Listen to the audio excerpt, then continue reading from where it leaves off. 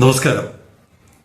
ഇക്കാര്യത്തിൽ sailing commentary Kerala സർക്കാരിന് ഒപ്പമാണ്.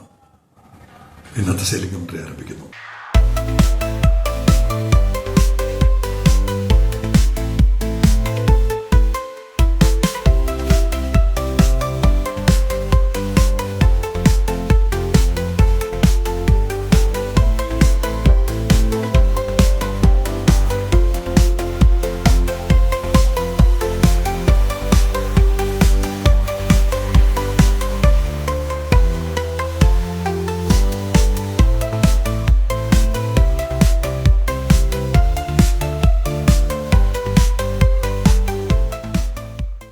ഏതാണ്ട് 2022 ഒരു സമരത്തിന്റെ സാഹചര്യത്തിലോട്ടാണ് നമ്മുടെ തുറമുഖവും കടലും കപ്പലുകളും മുന്നോട്ട് പോയിക്കൊണ്ടിരിക്കുന്നത്.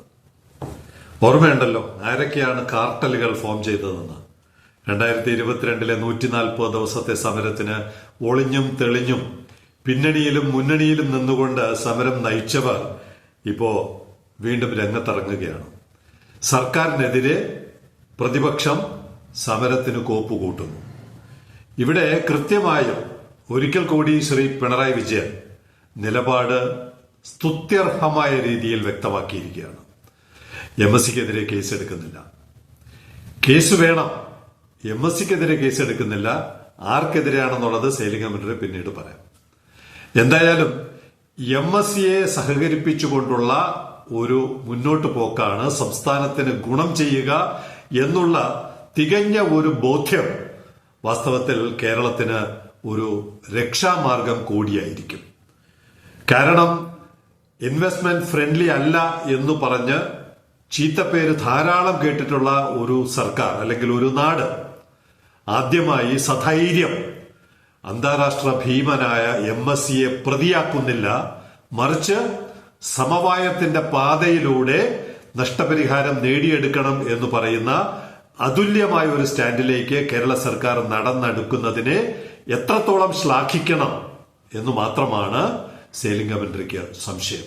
കാരണം കപ്പലുകൾ കടലിൽ മുങ്ങുന്നത് പുതിയ വാർത്തയല്ല.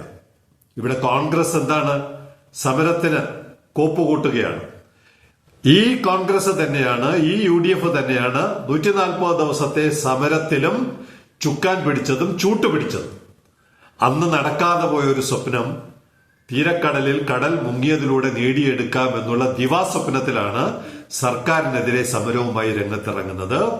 ഇതിന്റെ അപകടം സർക്കാരും പോർട്ടിനെ അനുകൂലിക്കുന്നവരും കേരളത്തിലെ പോർട്ടുകളെ അനുകൂലിക്കുന്നവരും മനസ്സിലാക്കി ഇതിനെതിരെ ജാഗ്രതയോടെ പ്രവർത്തിക്കേണ്ട സമയം അടുത്തിരിക്കുന്നു. കാരണം ഇതൊരു വലിയ അട്ടിമറിയുടെ പിന്നിലുള്ള ആളുകളാണ് ഒരുമിച്ച് ചേരുന്നത്. കാരണം 30 വർഷമായിട്ട് ഈ പ്രോജക്റ്റിനെ അട്ടിമറിക്കുവാൻ ശ്രമിച്ചവരാണ് ഇന്ന് നേതൃത്വം കൊടുക്കുന്ന ചില മാധ്യമങ്ങൾ, അവർക്ക് പിന്തുണ നൽകുന്ന ചില രാഷ്ട്രീയ നേതൃത്വങ്ങൾ, അവർക്ക് അതിനേക്കാൾ പിന്തുണ നൽകുന്ന അന്താരാഷ്ട്ര ലോബികൾ. ഇവരെല്ലാവരും കൂടി വീണ്ടും നമ്മുടെ തുറമുഖത്തെ അട്ടിമറിക്കുവാൻ, ഇപ്പൊ തുറമുഖം മാത്രമല്ല, തുറമുഖത്തിന്റെ ഒരു ഇക്കോസിസ്റ്റം കൂടിയുണ്ട്, അതിനെ ഉൾപ്പെടെ അട്ടിമറിക്കുവാനുള്ള ഒരു ശ്രമമാണ് ഇത്രയും നാളും നടക്കാതെ പോയ പാരവയ്പ്പുകളുടെയും ഏറ്റവും കൂടുതൽ അട്ടിമറി വീരന്മാരുടെയും ഒടുവിലത്തെ ചിന്തയും ആഗ്രഹങ്ങളും സ്വപ്നങ്ങളും.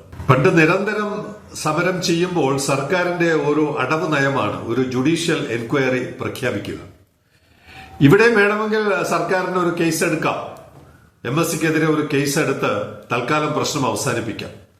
പക്ഷെ ഒരു കേസ് എടുത്താൽ കേസ് എവിടെ വരെ പോകും, എങ്ങനെ കൊണ്ടുപോകണമെന്ന് നല്ല നിശ്ചയമുള്ള ആളാണ് ശ്രീ പിണറായി വിജയൻ എന്ന് ആർക്കെങ്കിലും സംശയമുണ്ടോ എന്നുള്ളത് അദ്ദേഹത്തിന്റെ എസൻസി ലാവലിൻ കേസിലൂടെ തന്നെ നാട്ടുകാർക്ക് ബോധ്യമായിട്ടുള്ളതാണ്.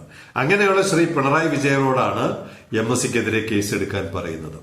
ഇനി MSC വിചാരിച്ചാലും, ഒരു ഗുമ്മസ്തൻ വിചാരിച്ചാൽ പോലും ഒരു കേസ് പതിറ്റാണ്ടുകളോളം നീട്ടാൻ കഴിയുന്ന ഒരു സംവിധാനത്തിലൂടെയാണ് നമ്മൾ കടന്നു പോകുന്നത്. അവിടെ നമ്മൾ വേണ്ടത് എന്താണ്? യുക്തിപൂർവം കാര്യങ്ങൾ നടപ്പാക്കാൻ ശ്രമിക്കണം, നേടിയെടുക്കാൻ ശ്രമിക്കണം. കടലിൽ കപ്പൽ താണതിലൂടെ പാരിസ്ഥിതിക പ്രശ്നങ്ങൾ ഉണ്ടായിട്ടുണ്ട്, അതിനകത്ത് യാതൊരു സംശയവുമില്ല. മത്സ്യത്തൊഴിലാളികളുടെ അന്നം മുട്ടിയിട്ടുണ്ട്, ടൂറിസത്തിന് വലിയ നഷ്ടങ്ങൾ ഉണ്ടായിട്ടുണ്ട്. ഇത് കണക്ക് പറഞ്ഞാൽ അതിന്റെ ഇരട്ടിയുടെ ഇരട്ടി നൽകാൻ കഴിയുന്ന കമ്പനിയാണ് MSC. എന്താണ് MSCയുടെ ആസ്തി? ഒരു വർഷത്തെ വരുമാനം, ആസ്തിയിലോട്ട് വരാം, 1,70,70,000 കോടി രൂപയുടെ കപ്പലുകൾ. ഒരു വർഷത്തെ വരുമാനം 4,25,000 കോടി. ഒരു സംസ്ഥാനത്തെ വേണമെങ്കിൽ വിലയ്ക്ക് വാങ്ങാൻ പറ്റുന്ന ഒരു കമ്പനിയാണ് MSC. സുകുമാരക്കുറുപ്പിനെ പോലെയാണ് ചിലർ MSCയെ ഇവിടെ ഇക്വേറ്റ് ചെയ്യാൻ ശ്രമിക്കുന്നത്. ഇൻഷുറൻസ് തട്ടിപ്പ് നടത്തിയ സുകുമാരക്കുറുപ്പും MSCയും അവർക്ക് രണ്ടും ഒരേ ത്രാസിൽ തൂങ്ങുന്നത് പോലെയാണ് അവരുടെ വർത്തമാനം. എന്തായാലും MSC വിചാരിച്ചാൽ ഈ ലോകത്ത് എന്ത് സംഭവിക്കും, ഈ ലോകത്ത് എന്ത് സംഭവിക്കും എന്നുള്ളതിന്റെ തെളിവാണ് 25-ാം തീയതി എൽസാത്രി മുങ്ങി കേവലം ഒരാഴ്ചക്കുള്ളിൽ ലോകത്തിലെ ഏറ്റവും വലിയ കപ്പലിനെ നമ്മുടെ തുറമുഖത്ത് എത്തിച്ച് നമ്മളെയൊക്കെ ഞെട്ടിച്ചു കളഞ്ഞു. അതാണ് MSC. അപ്പോ അങ്ങനെയുള്ള ഒരു സ്ഥാപനവുമായി ചേർന്ന് ഇത്തരം പ്രശ്നങ്ങൾ പരിഹരിക്കാൻ ശ്രമിക്കുകയാണ് ബുദ്ധിയുള്ള തന്ത്രപരമായ കാര്യങ്ങൾ നീക്കാൻ കഴിയുന്ന ഒരു സർക്കാർ എടുക്കേണ്ട നിലപാട്. അവിടെ ചീഫ് സെക്രട്ടറി വളരെ തികഞ്ഞ ഒരു നല്ല ഉപദേശം കേരള സർക്കാരിന് നൽകിയിട്ടുണ്ട്. അതനുസരിച്ച് കേരള സർക്കാർ മുന്നോട്ട് പോകണം. ഇവിടെ ചിലർ വക്കീൽ കോട്ടുമിട്ട് വന്നിരുന്നു വാദിക്കുന്നത് എൻറിക്ക ലെക്സി അതുപോലെ നമ്മൾ MSCയെ പിടിച്ചു കെട്ടണം. എൻറിക്ക ലെക്സി ചെയ്തതാണോ MSC ചെയ്തത്? എൻറിക്ക ലെക്സി മത്സ്യത്തൊഴിലാളികളുടെ നേർക്ക് നിറയൊഴിച്ചിട്ട് 45 നോട്ടിക്കൽ മൈലോളം ദൂരം കടന്നു കളഞ്ഞു. ഒന്നാം തരം പകൽ വെളിച്ചത്തിൽ ഒന്നാം തരം ക്രൈം നടത്തിയ കപ്പലിനെ പിടിച്ചു കെട്ടേണ്ടത് അത്യാവശ്യമാണ്. അങ്ങനെയാണ് നടത്തിയത്. എൻറിക്ക ലെക്സിയെ തിരിച്ചു കൊണ്ടുവന്നത്. MSC ആരെയാണ് വെടിവെച്ചത്? MSC എത്ര കിലോമീറ്ററാണ് ഓടിക്കളഞ്ഞത്? എത്ര നോട്ടിക്കൽ മൈലാണ് രാത്രിക്ക് രാമാനം കടന്നു കളഞ്ഞത്? അപ്പോ ഇത്തരം വിടുവായത്തരങ്ങൾ പറയുന്നവർ തുലനം ചെയ്യാൻ ശ്രമിക്കുന്ന വസ്തുതകൾ തമ്മിൽ മനസ്സിലാക്കണം, ജനങ്ങൾക്ക് ബോധ്യമാകണം. MSCയുടെ ഒരു കപ്പൽ വന്നു, കപ്പൽ താണുപോയി, കപ്പൽ അവിടെ കിടപ്പുണ്ട്, എവിടെയും പോയില്ലല്ലോ. 25-ാം തീയതിയാണ് കപ്പൽ താഴുന്നത്. 29-ാം തീയതി രക്ഷാപ്രവർത്തനത്തിന് ഓഫ് ഷോർ വാരിയർ എന്ന് പറയുന്ന ടഗിനെ അവർ ബോംബെയിൽ നിന്ന് നിയോഗിക്കുന്നു. അവർക്ക് നാട് വിടാനാണ് ഉദ്ദേശമെങ്കിൽ ഇങ്ങനെ രക്ഷാപ്രവർത്തനത്തിന് ആളുകളെ ഇറക്കി 108 പേരെയാണ് രക്ഷാപ്രവർത്തനത്തിന് അവരിറക്കിയിരിക്കുന്നത്. അമേരിക്കയിലെ TNT എന്ന് പറയുന്ന കമ്പനി സിംഗപ്പൂരിലുള്ള അവരുടെ ബ്രാഞ്ചിന്റെ നേതൃത്വത്തിൽ ഇപ്പോൾ രക്ഷാപ്രവർത്തനങ്ങൾ നടത്തുന്നു.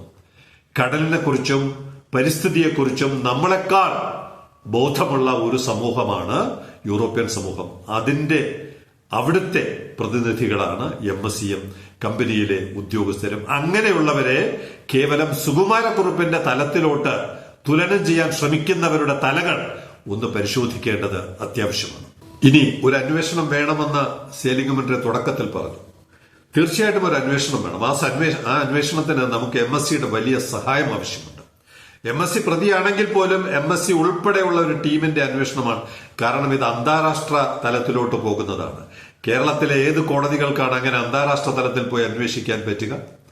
അപ്പോ അന്താരാഷ്ട്ര തലത്തിൽ നടക്കുന്ന ഒരു വലിയ ഗൂഢാലോചന നമുക്ക് തെളിയിക്കുവാൻ MSCയുടെ സഹായം അത്യാവശ്യമാണ്. കേവലം 10 മാസത്തിനുള്ളിൽ 600 മീറ്റർ അല്ലെങ്കിൽ 700 മീറ്റർ ബെർത്തുള്ള ഒരു പോർട്ട് 8 ലക്ഷം കണ്ടെയ്നറുകൾ കൈകാര്യം ചെയ്യുന്നു. 7.5 പിന്നിട്ടു, 8ലോട്ട് നടക്കുന്നു. 7.5 ലക്ഷം എന്ന് പറയുന്നത് 7.5 ലക്ഷം കണ്ടെയ്നർ കൈകാര്യം ചെയ്യുന്നുണ്ടെങ്കിൽ അത് ഇനിയുള്ള ദിവസങ്ങളിൽ, ഇനിയുള്ള മാസങ്ങളിൽ, ഇനിയുള്ള വർഷങ്ങളിൽ എന്തായിരിക്കും ചെയ്യാൻ പോകുന്നതെന്ന് നമുക്കിപ്പോഴും മനസ്സിലായി കാണില്ല. സുകുമാരക്കുറുപ്പിന്റെ ലെവലിൽ നിൽക്കുന്നവർക്ക് ഇത്തരം കാര്യങ്ങളൊന്നും മനസ്സിലാകില്ലെങ്കിൽ അന്തർദേശീയ കളികൾ കളിക്കുന്നവർക്ക് ഈ പോക്ക് മനസ്സിലായി. അത് അപകടമാണ്. അതുകൊണ്ട് നമ്മുടെ തുറമുഖം മാത്രമല്ല, ഈ കടൽ മുഴുവൻ അപകടകാരിയാണെന്ന് വരുത്തി തീർക്കുന്ന തരത്തിൽ ഇനിയുള്ള ദിവസങ്ങളിൽ കാര്യങ്ങൾ കൈവിട്ടു പോകുമെങ്കിൽ അത് പിടിച്ചു നിർത്തുവാൻ കഴിയുന്ന തരത്തിലുള്ള ഒരു അന്വേഷണം നമ്മുടെ കടലിനെ സംബന്ധിച്ച് ഈ കപ്പൽ പാതയുടെ കസ്റ്റോഡിയൻ എന്നുള്ള നിലയ്ക്ക് 200 നോട്ടിക്കൽ മൈൽ എന്ന് പറയുന്നത് ഇന്ത്യയുടെ അധികാര പരിധിയാണ്. കേസെടുക്കാൻ ചിലപ്പോൾ 12-നും 24 നോട്ടിക്കൽ മൈലിലേ പറ്റുള്ളൂ. പക്ഷേ 200 നോട്ടിക്കൽ മൈൽ എന്ന് പറയുന്നതിന്റെ കസ്റ്റോഡിയൻ ഗവൺമെന്റ് ഓഫ് ഇന്ത്യ എന്നുള്ള നിലയ്ക്ക് ഈ കടലിൽ നടക്കുന്ന, ഈ കടലിലൂടെ കടന്നു പോകുന്ന ചരക്കിനെ സംബന്ധിച്ച് കൃത്യമായ പഠനവും അന്വേഷണവും നടത്തുവാൻ സംസ്ഥാനത്തിനും രാജ്യത്തിനും കടമയുണ്ട് എന്നുള്ളതിനാൽ അത്തരമൊരു അന്വേഷണത്തിന് സർക്കാർ തയ്യാറാകണം.